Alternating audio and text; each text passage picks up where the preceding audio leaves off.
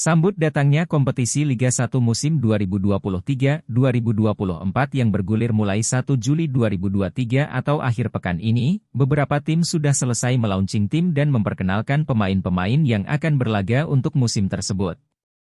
Termasuk Persis Solo, Borneo FC, PSIS Semarang hingga Persik Kediri yang telah launching tim. Sang juara PSM Makassar juga dalam waktu dekat akan memperkenalkan tim dan para pemain yang akan berlaga untuk musim 2023-2024. Dikonfirmasi dari media officer, Sulaiman Abdul Karim, PSM akan melakukan launching tim pada Sabtu, 1 Juli 2023. Lebih lanjut, untuk launching kali ini pasukan Ramang akan mengusung tema yang berbeda.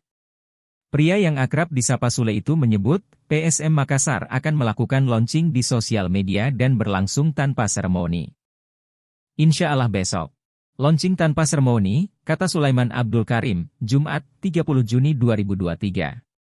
Untuk laga perdana Wiljan Pluim dan kawan-kawan di Liga 1 musim 2023-2024, mereka langsung berhadapan dengan Persija Jakarta.